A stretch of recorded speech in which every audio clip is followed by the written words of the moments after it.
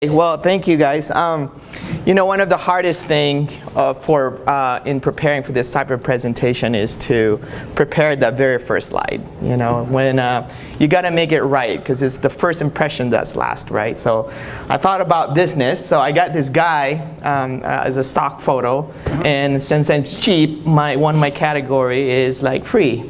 And the problem with having free is you got an iPhone 4 along with that businessman, so it's kind of hard to figure out. So that's a 5, it's a good one. Dude, that's right. Devin still have an iPhone 5 years, so. The second one I thought about, there's a designer there, so there's a design, so we got to change the slide to more a minimalistic font. It has to be design looking. There has to be a coffee, an open brick, and you know what? He needs a glasses too, right? He really needs one. But then thought man, this is design strategy as a business strategy. It's man, these are big words, so I gotta find a more appropriate image, and this is the one that I found. Dude, this is how you should describe design as business strategy more than anything else. So my name is Candari. I'm a designer and a co-founder at Spiff right now. And one of the things that I've been passionate about is this very topic. When I started my career, when I was young as you guys, I have this hypothesis. So if an enterprise adopt design as a business strategy, then it will have a competitive advantage that impacts the bottom line of the business.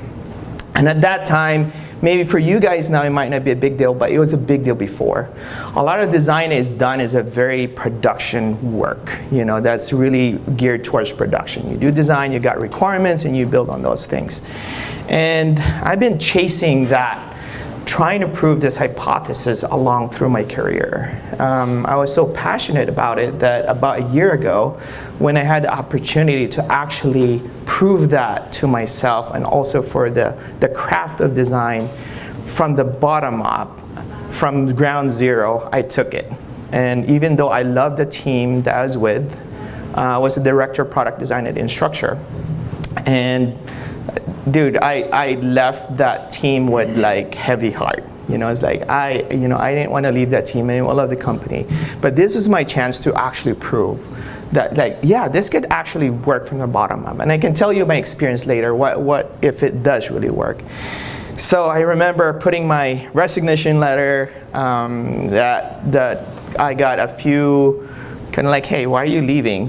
You've been there a while, and it's been a great company. And I remember a couple of interviews with our CEO, Josh Coates at that time. He sat me down. It's what, if you guys know Josh, he's just he's a very straightforward guy. You're just are you crazy? Are you nuts? So I sat with them. Say, Josh, I have no other good reasons. This is such an awesome company, but this is my opportunity to prove what design can do from the ground up. I know it's going to be a hard start, but I want to see if I fail. At least I've proven it that I was wrong. So I want to prove this. I'm a very curious person. I have this bunch of questions, and it's is this even a thing? Am I crazy? So is it a thing? Are there data and biased evidences that this hypothesis is true? And how do you quantitatively measure design impact to the business? I don't know if you have that kind of question too. It's can you really impact that? If so, why are businesses not adopting the design as a key business strategy? So if it's really cool, why not? I only see a few companies, right? And where and how do I or my design team can get started? So it is for you as a designer, and also if you're leading a team, this is something for you too. And I think my main goal is that hopefully by the time we leave this conversation or this presentation is that you see your role differently when you leave it. That you are meant to do more strategy as opposed to production work of design. Hopefully you see that, and I believe that each of you has that inkling, something of that hypothesis that you need to prove to yourself. And I followed that throughout my career, and actually drove me to the brink, sometimes maybe not for a good path, but also like I'm glad that I did it. So to do this, I'm just gonna follow this timeline.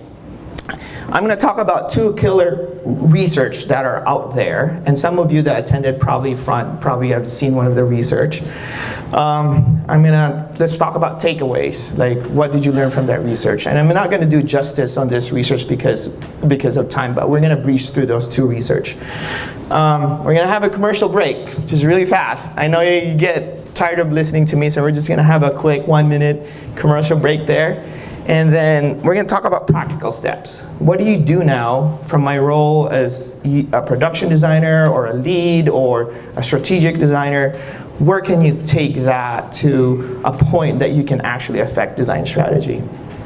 And we'll talk about a commercial break again, and I'm going to talk about my adventure.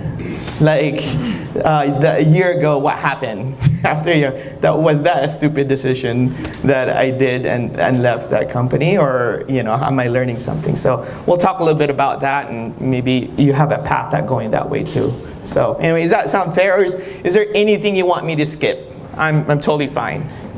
Okay, should we go on with that? Okay, on that path. So let me know if it kind of bores you into, because I'm really it's kind of a topic for a designer that I'm not sure if it will resonate, but I think it would as the times has changed of how companies sees design in your role. So, okay, so there's this one company, not really company, it's called an organization called DMI, so Design Management Institute. And what they've talked about is that what they did since is this organization has actually been in existence for decades, but in about 2013, I think, or 7, they start tracking a bunch of company that falls into this category, in this category of criteria. And they said, like, okay, this company actually have an operations that scales across the enterprise. They have a design that holds a prominent place in the company. So they have this 6 category, which I'm not going through each of them because you can take a picture of that. But basically, they're looking for a company that is more design-centric. It's like, and how are they perform against the S&P 500 index? And the results was pretty interesting. So that index, if you think about it, is just a bucket of company. And then the S&P 500 is another bucket of the 500 biggest company in the United States. And this is what they saw, like trailing over until 2015 or 16, I think. And they see that the performance, the financial performance of this company, the growth is about 211% higher. And of course, as designers, we know that, that's pretty good. But it still doesn't give us a whole good detailed pictures, like what are they actually doing as design. So I don't know. So there's 2 research that give us a little bit more of a microscopic view of actually what's going on in these different companies. How are they adopting design? What are they doing? I don't know is Sarah Hathaway here from Envision?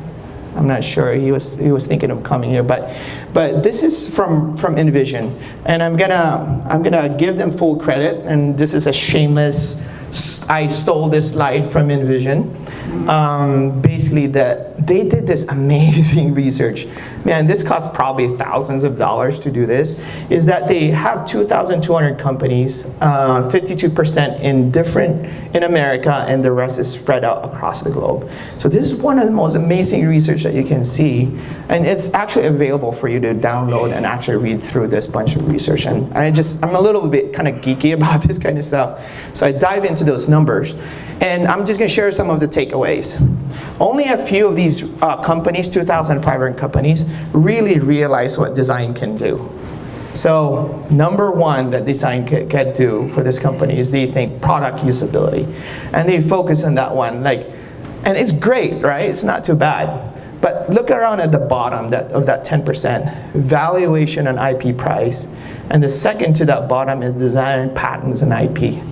Design can do so much more than usability, right? And even in the middle, the cost savings, you can see a lot of those. Different gamut of design-driven benefits, basically, that you can see in a company. what they found is pretty interesting, and I thought that was pretty interesting, is that there's really different level of design teams or designers. So you can start thinking about this, right? So 41% out of these 2,500 companies around the globe is a level 1 team. And then you go up and up and up, and you see that 5% of the 5% is on the level 5 teams. And I'll talk about that, what are these different levels, right? And level 5 companies has proven business benefits, but also this level 5, the design adoption in the company is really ingrained in how they do things. So, but there's only a small percentage of that. You got the level 3 teams, which is 21%. So think about that in your current company or your current practice, how you're practicing right now. So here's the details of that one. So level 1 is called the producer teams. They're design focused. The first row, if you look at it, this is 41% of the companies or design teams in the world, is they focus on the pixels. That's what they do, focus on the pixels. Their design activities are wireframes, design comps, interactive prototypes, and the business benefits is product usability. It's great, that's awesome, right? It's not bad at all. And then you go to the level 2 teams called the connector teams. They focus on collaboration. They do a lot of workshops. They have rapid sketchings and stakeholder inputs. And customer satisfaction is their business benefits, because they know they can communicate with a lot of this customer. And you get to level 3 and level 4.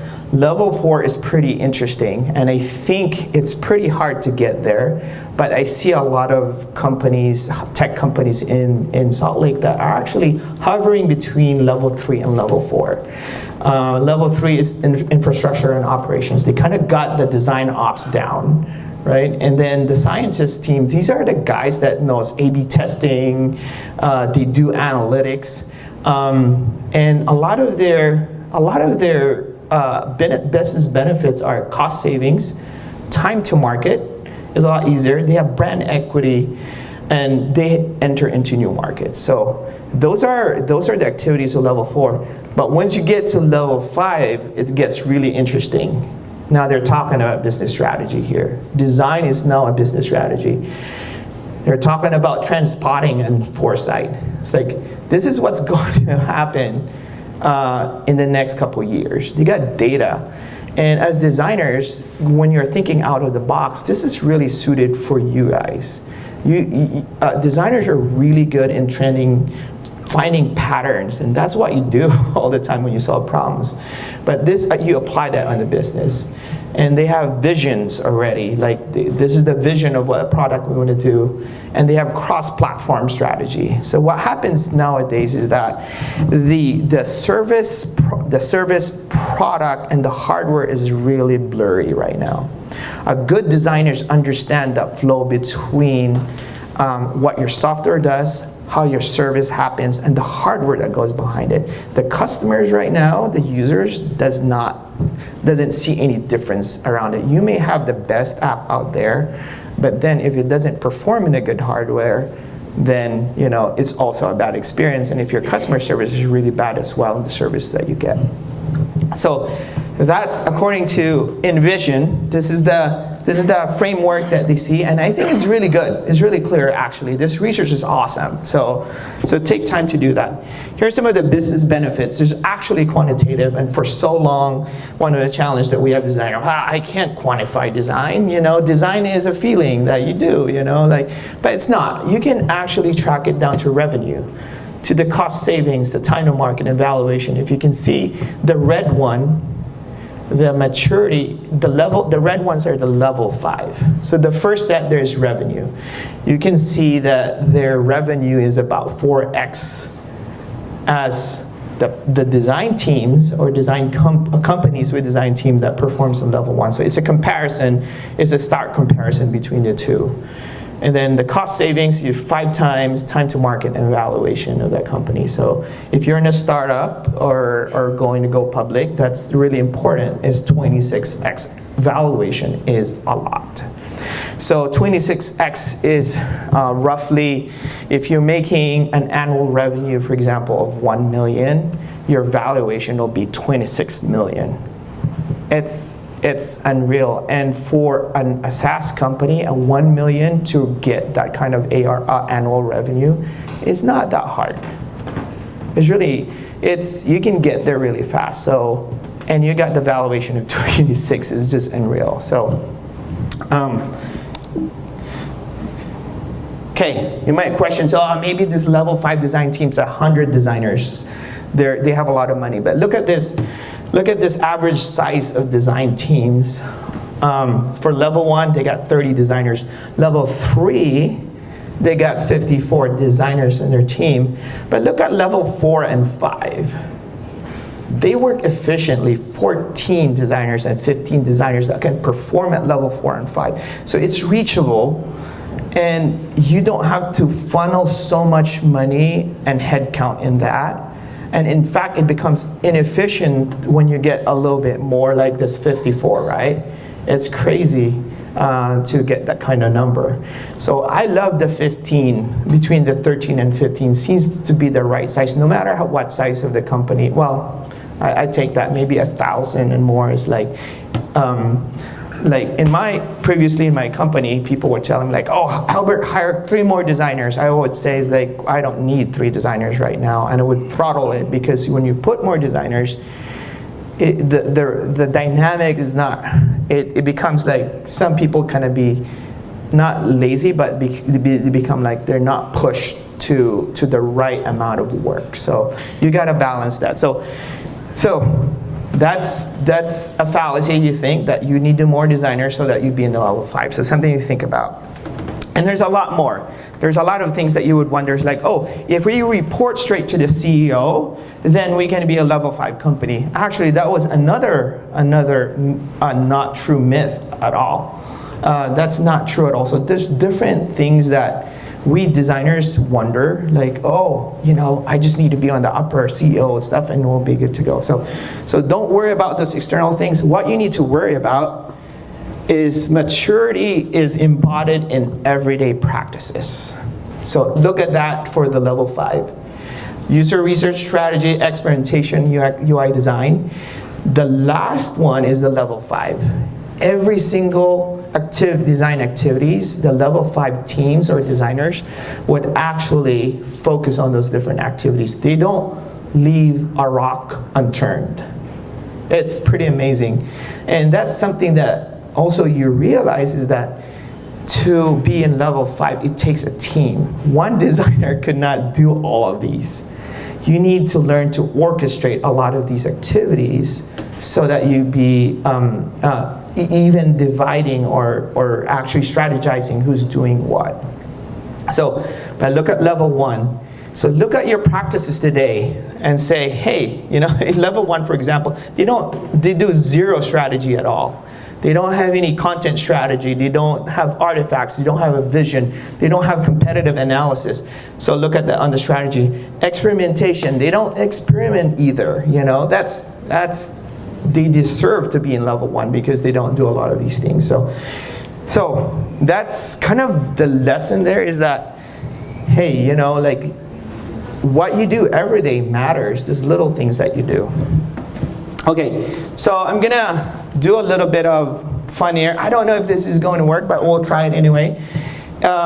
If you go to your phone and type that one, and I'm curious to see on this group right now, just be honest, where do you think your team is at? So I'm gonna do this. Let's take some time, because I think this is a really interesting data to see here. Is like, go to that and then vote in what you think your level of your company is. You got that? I didn't pay for the poll everywhere, so the URL is kind of long. So if you guys got the URL, I'm gonna switch to the result so that we can see where we're at. So, all right, okay. Sorry guys for those people that didn't get to participate there, but the pool is full apparently. So yeah, this is what we got. Level 1, 28%. Level 2, connector teams. Level 3, architect. Level 4, okay. Level 5, we're not there yet, right? So kind of interesting. So interesting kind of sort of data. Okay, awesome. Hope that's kind of useful to you guys, and I'm glad that you kind of absorbed the concept there. All right, I'm gonna move on to another research. This one is by McKinsey, McKinsey Research. This is a very extensive research as well. Let's see what time we got here. Okay, we got about 20 minutes. The research was done in about a 5-year period, 300 public companies, 100,000 plus of design actions, and about 200 million of financial data recorded. So this is over the lifetime of 5 years. Here's an interesting graph that you see. So 95% basically is like you're doing all those design actions that you do, the things that were recorded over the 5 years.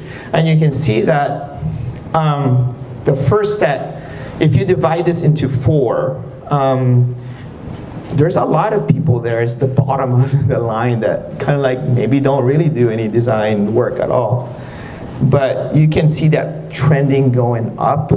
And there's also there's different companies here on the top quartile. So if you do, when I say top quartile, it's the last 25% of that. So you can see people actually doing a lot of these. There's a lot of companies that are at the bottom, but there's also a lot of companies that are now moving up and changing design practice. Some really high-level data is like only over 50% admitted that they have no objective way to assess or set targets for output for design. So they're not measuring design at all. So only 50% of that, they measure it. About over 40% of companies surveyed still aren't talking to their customers.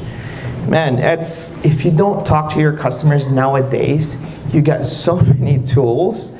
You're a dinosaur as a designer. Seriously, you gotta change that. You cannot design anything on the vacuum knives. There's no more reason that you can't. You can, there's Slack, there's so much service, there's so many channels now that you can do. And each company now would fund you to say, I'm gonna do user research. It's no longer like, oh, what are you doing? You're spending this money talking to users. Companies knows that. They're just waiting for you to kind of justify, articulate the business reasons for it. So here's some of the interesting stats as well. So on the left group there is the revenues, basically, of this. So they divided this graph into the different quartiles, right? Bottom quartile, second, third, and top. So from a revenue standpoint, companies are actually have a return about 10% more than their competition. And then the TRS stands for total return to shareholder. So basically, if somebody invested in a company, this is their return that they're getting. So for the top quartile, which is the white one, they got about 20.6%. So design-focused company is financially and economically rewarded by doing so, right? And this one is, and you would wonder, like, one of the things that I like about McKinsey is they're actually saying, like, oh, this is what we found out. There are 4 things that we found out that companies, design team, and designers do to actually affect the business bottom line. So here it is. So the first one on the left, sorry that it's not very clear here, but I'm gonna read it to you. The first one is analytical leadership. So analytical leadership is basically measures and drives design performance with the same rigor as revenue and cost. I don't know if anyone in this room does that, right? But there's ways that you can measure that. NPS score, win-loss data rate. I remember like when in my previous company, I analyzed, like, designers would never do this, but I said like, hey, I need access to Salesforce. I wanted to know the win-loss data. So I look at the win-loss data, put it in a spreadsheet, and analyze what are the words that they're using. Why are we winning the deal and why are we losing, right? One of the things that I found out was 95% of winning a deal has something to do with a better user experience. It is simple. Simplicity sells. It solves my problem. Everything about a lot of those winning rate has something to do in what you do as designers. That was an amazing revelation to me. Some of the lost data are usually connected to previous relationship, and your software is expensive, right? Has nothing to do sometimes with, like the experience of the product. So second one is cross-functional talent. Make user-centric, though. I think I was on the tail end of that research, by the way. So there's three. I think that the third one is making user experience everyone's responsibility. So that's the other thing that they did is to actually that user design is not only a responsibility of the designer, but they try to delegate some of these design things not only to the designers themselves. I don't know if you remember my slide is like I try to kind of poke fun a little bit. Sometimes we think as designers, sometimes we're at fault as well. So we kind of try to circle our boundaries and say, oh, this is what the designers do. But the reality of what are the things that their research is like, when you cross that boundary and you actually educate people to kind of see what a good design is, from development to marketing around you, is actually the most effective, and some of these level 5 companies performs really well. So just as we fix the projector here, I wanted to know what are some of the insights that you gained from those research. And I don't know if you feel comfortable and if you're up to it. I know sometimes in this kind of settings people don't like to talk, but if you talk, I got some swag here. There are new socks, and you can actually whoever say. So what are some of the things? Some of the insights that you gain from this 2 research. And again, I'm not doing justice of telling the research, I'm just giving you the highlights, but I'm curious, what are some of your thoughts among this research?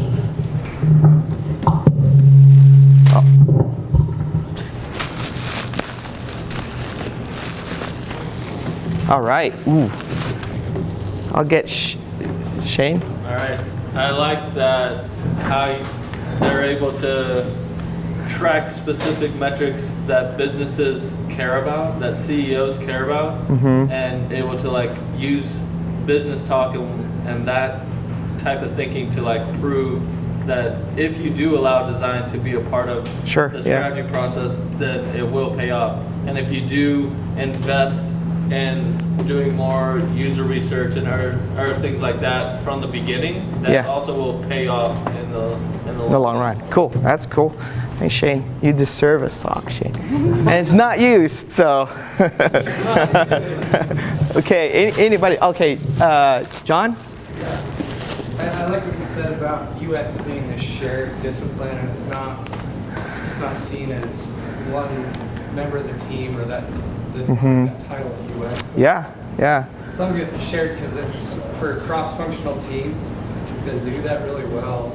They're all doing it for the same reason, to increase. For sure. The user experience with research, with dev. Right. And it's all done for that same purpose. And when that's not the strategy, it's frustrating. Yeah, for sure. For sure. Battle. And this is kind of where we're at, where it's we're trying to evangelize ourselves as more than just a production team. Yeah, for sure. Trying to rub shoulders and collaborate with people and say, hey, let's both do UX so that. Yeah, that's great. Have an actual strategy. That's a good point. That's a really good point. Thanks, John. Oh, sorry, dude. Okay. I'm in the field, so I'm having this fairly late, but I was really struck by how much investment you need to make in people. Rather than in quantity, it's quality, and the best teams are operating when they're lean. That was a really key takeaway. Yeah, that's great. That's awesome. Okay, I'm not gonna hit someone with this too. So, all right, thank you. Oh, yay. Okay, a few more. Yeah. All right, dude. Nate. I just had a question. Do you know what the top 10, the top quartile is? What companies they are? That's interesting. McKinsey did not divulge this in their report. It's a 50-page report. Maybe I just didn't find it, but Envision doesn't either, and I think it's because of the surveys. They're not supposed to share those, so yeah. But Nate, whew. All right. Yeah, so I've got a question as well. So you need to talk about your hypothesis of an enterprise adopting design as a business strategy and then end up having a competitive advantage that impacts the bottom line. Yeah. As we're going through the Sure. data that's being presented in the research, Yeah.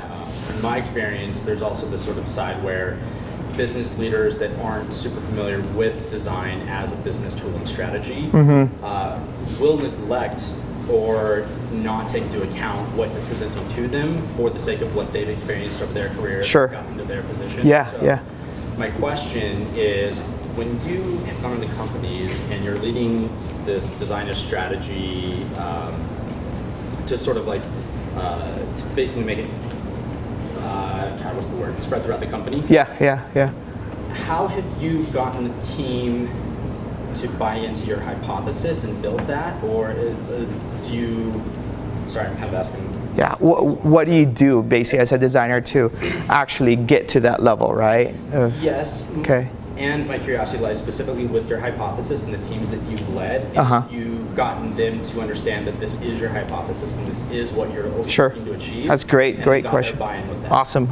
That's an awesome question, actually, which is actually we're going to talk about the same thing, because that's a very, very astute question, actually. So it's fun. Oh, awesome. Thank you, man. You got an assistant here. Okay, cool. We're moving on. And then I think, did somebody, sorry, Albert, we'll skip. Is that okay? Yeah. So, here, time, okay. All right, so research. Okay, I love commercials, so let's do a commercial break. If this works.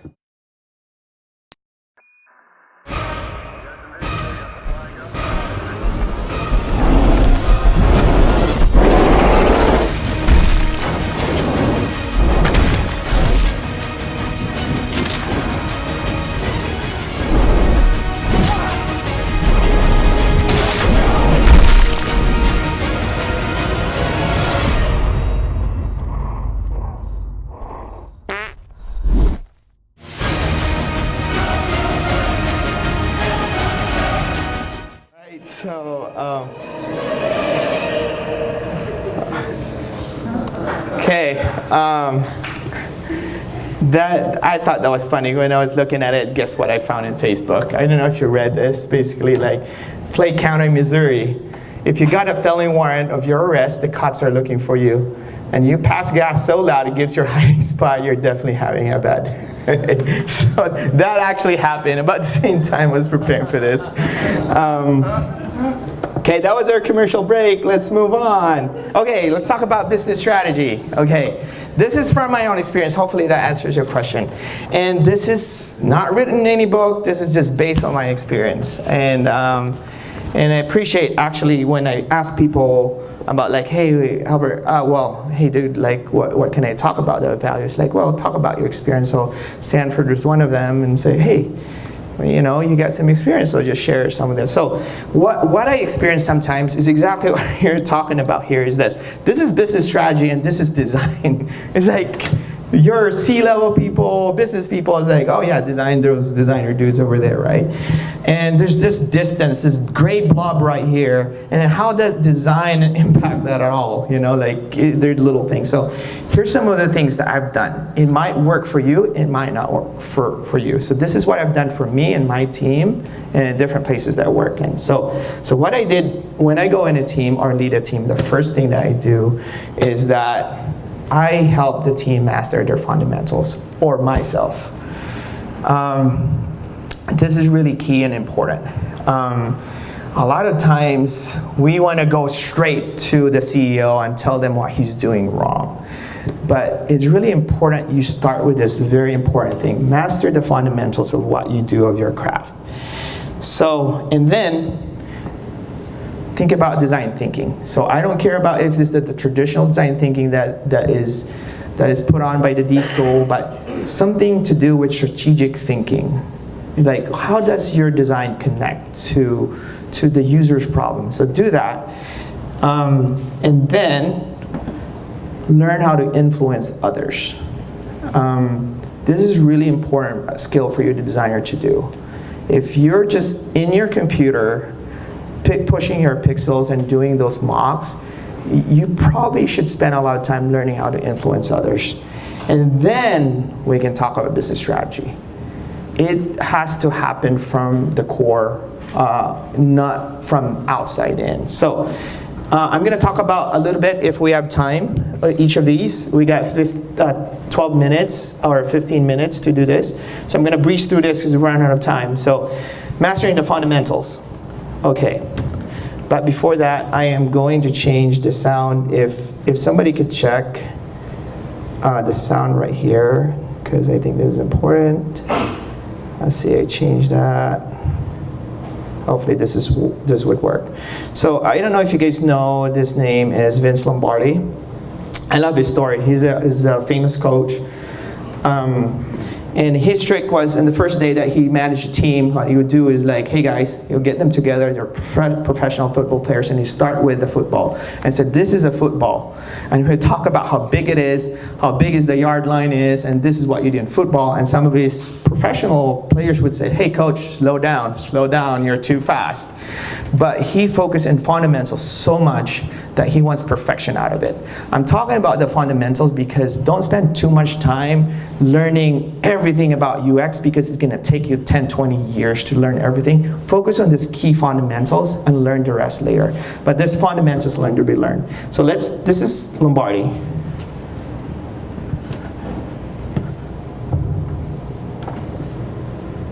Okay, I think the sound doesn't work again, but so I'm gonna go in my MacBook Pro and switch to my MacBook here, and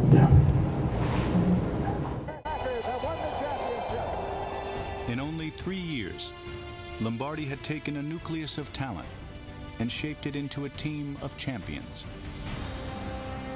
And nothing embodied Green Bay's success more than a seemingly routine running play.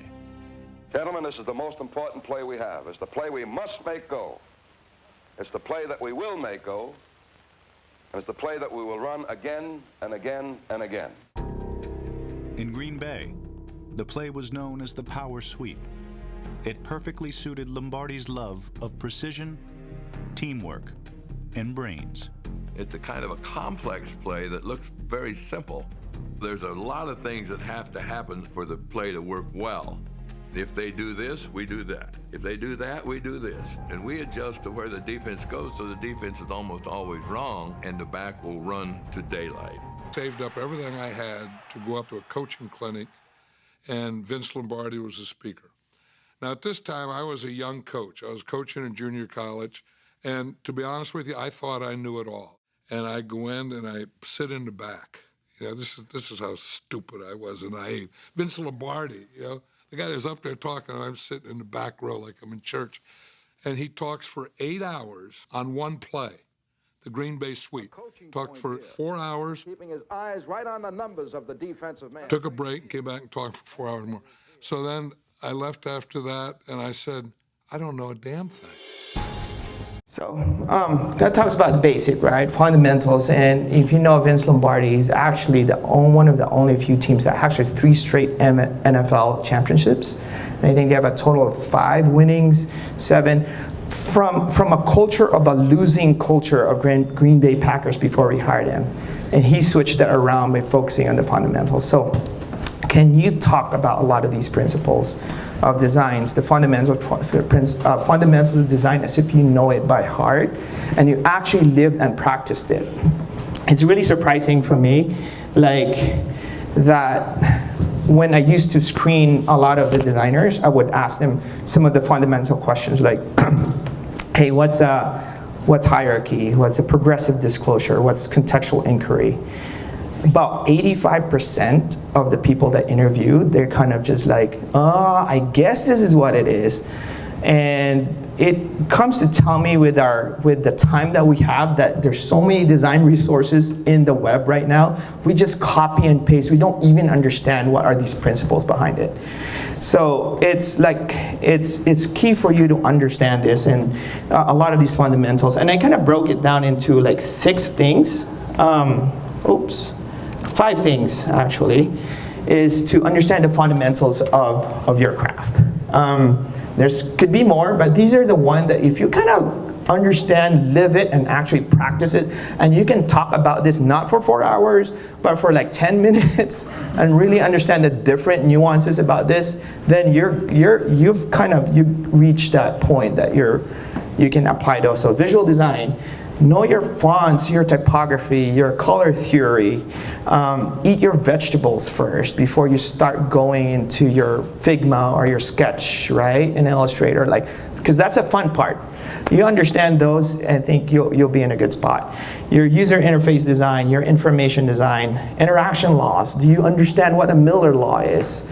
That a person can only remember seven plus minus 2 things. Understand those things, and you can really apply those principles. Your micro interactions. I see a lot of designers add animation without understanding what is the principle of this animation, right? Does it set expectation? Does it remind them? Does it, a lot of these things that you can dig into. So those are the fundamentals of your craft. So here's the kicker here. The best designers sometimes disregard the principles of design, right? When they do so, however, they usually have compensate the merit, attain the cost of that violation. Unless you are certain that you're doing as well, it is best to abide by these principles. Before you can break the laws of this design, understand them first when you break those laws. A lot of the really good performing musicians and artists, and actually they would have this thing that they can break some of these musical patterns, but then they just create some amazing sound because they know the principles. So we talk about mastery details. Let's move on to design thinking. There's a lot of resources out there, but it doesn't have to be design thinking, but it's a methodology for you to really understand what you're doing. This is a different kind of thinking other than the visual design. It's thinking beyond the assumptions. There's 3 things. Like when you get our requirements, think beyond those assumptions that was given. Because again, the patterns that we see so much, we assume things a lot of times. Think through the journey of that human journey. Again, remember the silos of the physical device and the experiences actually has broken down. So you need to learn through those to think through journey. And the third one is think continuous iteration. How many of you guys here that would get a Jira ticket or a GitHub ticket, and then when you're done, you don't go back to it and say, okay, that's done, move on to the next project, right? You need to be thinking continuous iteration.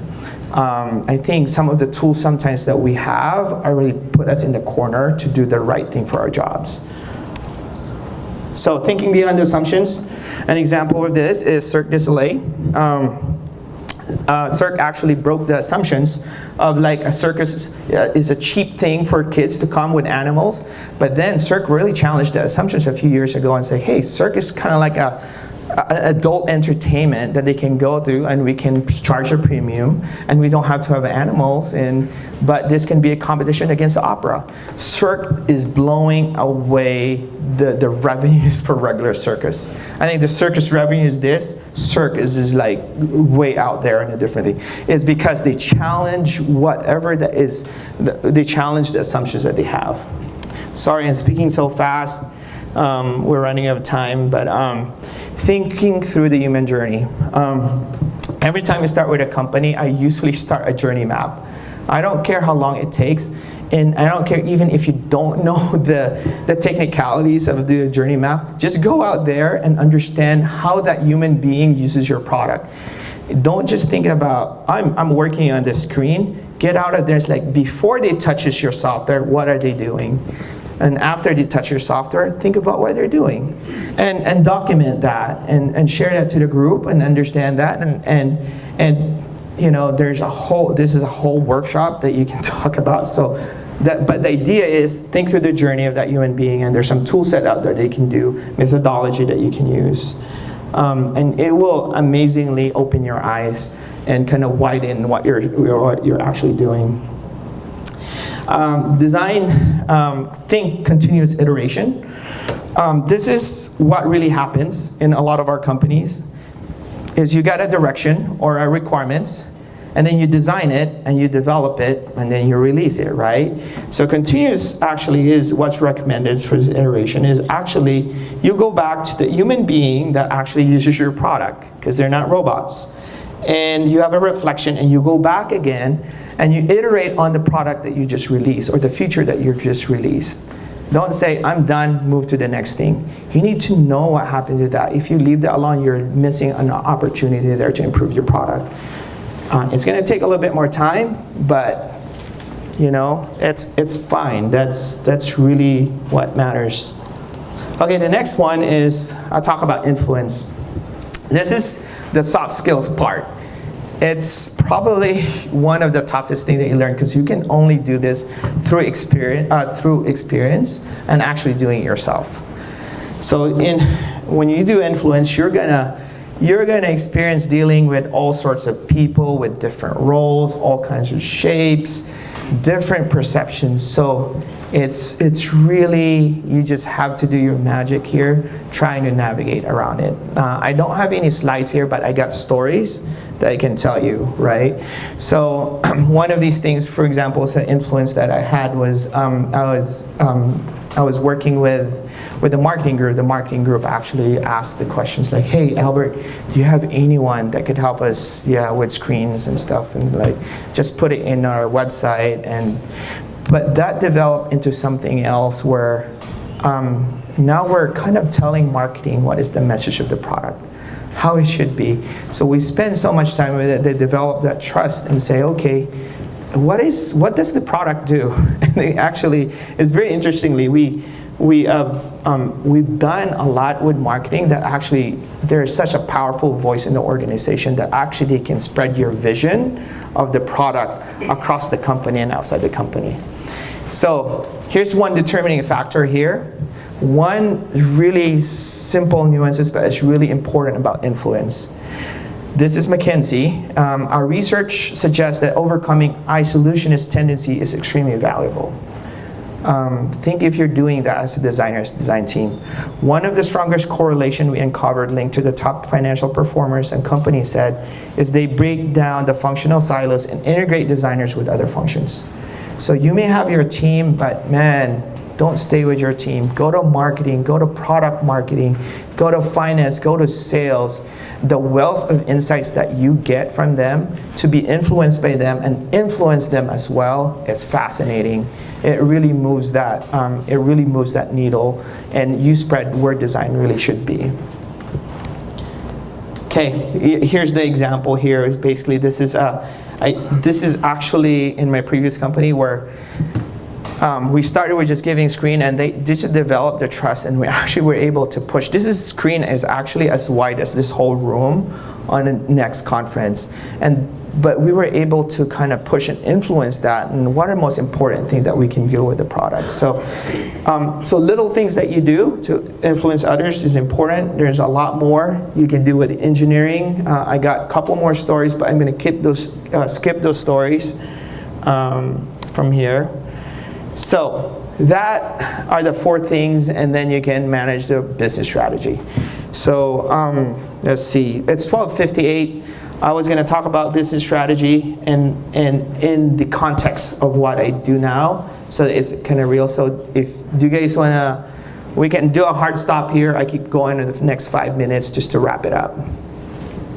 Keep on going? Okay. Okay, I'm going to skip the commercial break here. So what I did to apply those in the latest experience that I have. So one of the things that we've done is constraint sparks creativity and drives efficiency. And that's what I've noticed. So when I was working at Instructure, we got bottomless money to actually design, to do any other product. So now the startup that I co-founded with, we had $3 million. And $3 million seems a lot, but it's not very much actually to drive a startup. So those constraints that we have to be very judicious in what we do. That pushed us to actually be obsessive with our users. we don't have very much room to waste money. So we go after our user, ask for their feedback, just obsessively asking like, what's wrong? We're very honest about what we're gonna, we just follow them wherever they are. So be obsessed with your users. That's one of the strategy that design is our strategy in our startup right now. We measure design performance like you measure how much money you're making or revenue you're making. So this is one of the great tools, Full Story. Dude, I love it. Let's get Pendo or Full Story to see what's going on. So one of the interesting things I see, for example, in Full Story is like this rage clicks, right? It's like they track how many rage clicks you got. And we address that rage clicks really fast. It's like, oh, there's something wrong with the app. What's going on here? So Full Story is amazing. Measure anything that you design. We design our website, for example, or we're in the process of redesigning it, and we're very clear. I was really clear with the CEO of the company and say, hey, what is our goal? And I'm not going to start this design process until we figure out what really our goal is. And these are the 3 goals that we have. And again, that's matching that numbers or quantitatively saying like, I'm going to impact the bottom line of this company, right?